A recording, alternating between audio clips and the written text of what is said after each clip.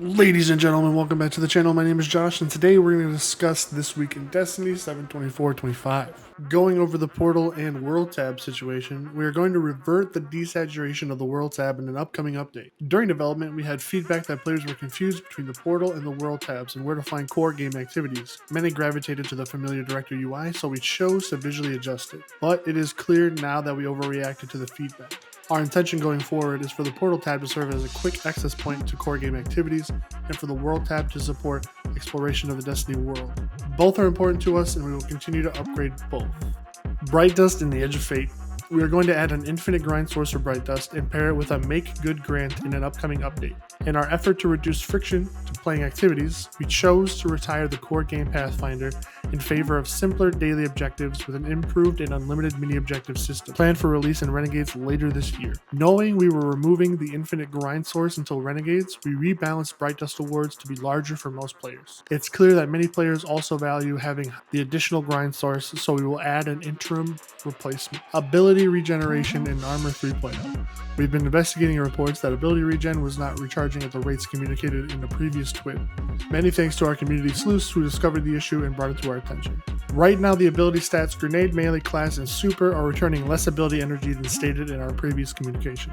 We had previously stated that hitting 70 in an ability stat in the Edge of Fate was equivalent to certain pre-Edge of Fate values, and that going above 70 would result in faster recharging than before. This currently isn't true for the 70 mark, but is for the 85 mark. We intend to make it true for 70 in an upcoming update. Our design goal for the Edge of Fate stats is to let players be able to reach higher heights than previously possible in the game by investing heavier into specific stats, but also to have interesting trade-offs when making build crafting choices. Making the 70 stat one of the big trade-off points is important for our design goals and for meeting player expectations for build crafting in the Edge of Fate. More activities coming to the portal. After launch week comes week 2. Most of you have completed the campaign at least once by now and got a bit more familiar with the portal and its many activities and rewards. And few Daring Guardians may have even jumped into the new raid, but this is just the beginning. After week 2, more content is coming. Here's a reminder of what Season Reclamation will offer to all players. This week, Expert and Master matchmaking options available. Week of July 29th, the Arms Week event launches with a focus on hand cannons. Trials of Osiris is back with new armor sets and tiered weapons to earn. The Coil activity opens in Fireteam Ops, featuring 3 different paths in rotation to play. Week of August 5th to the 19th, the Solstice event will take place. Matchmaking opens for Grandmaster Fireteam Ops. Week of September 2nd, Heavy Metal returns, and September 9th, Ash and Iron Major Update, Dungeon content, more details to come. As we mentioned above, Arms Week is coming July 29th. The name might sound familiar to most veteran Destiny 1 players, but the approach is quite different this time. Arms Week is a 1-week duration event focusing on a single weapon archetype. In this first week, we are honoring hand cannons. The first step into Arms Week is to visit Ada 1, not at your usual spot down on the tower near the Drifter, but at the new shooting range that launched alongside the Edge of Fate that you can launch via the tower map. Ada 1 will give you a pursuit that kicks off the Arms Week event, as well as a brand new hand cannon, Nutria. By playing activities with hand cannons, you'll gather combat telemetry that allows Ada 1 to build more weapons and other rewards for you, including time-limited but very powerful volatile mods you can slot into the event's featured weapon archetype.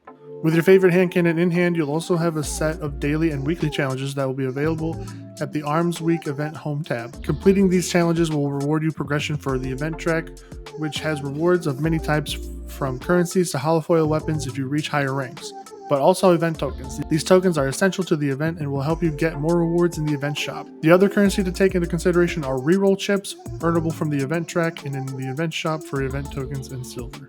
Weapons and more weapons. As you can imagine, hand cannons will be the focus also for rewards. As we teased above, there's a new solar hand cannon that's kind of the start of this event. The Nutria is one of our first ever spreadshot hand cannons.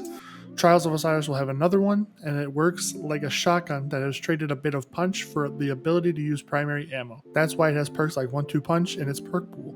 Along with Nutria, there is a set of legacy hand cannons to earn for completionists and Ribbontail. A new strand adaptive trace rifle that can roll with proximity power and detonation beam, among others. On top of all these weapons, there are new volatile weapon mods that will also be earned through Arms Week. They are available for the duration of the event, and it can only be slotted into the feature weapon archetype, so put them on your hand cannon and wreak havoc.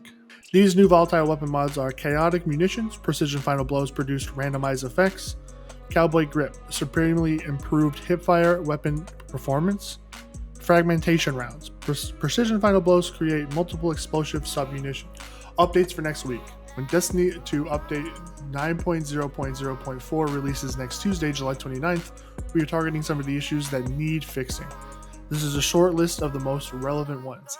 Hit markers not functioning when damaging targets, error coding out of the Edge of Fate missions preventing players from relaunching them, the Matiodoxia and Wishful Ignorance exotics cannot be fully masterworked, the Heart's Purity ornament floating around the player and not animating correctly, at high health stat HP values can become desynchronized across the network.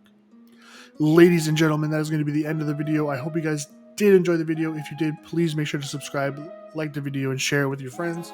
Are you guys excited for the new Arms Week DLC coming next week? Hope you guys enjoyed, and I'll see you guys next time.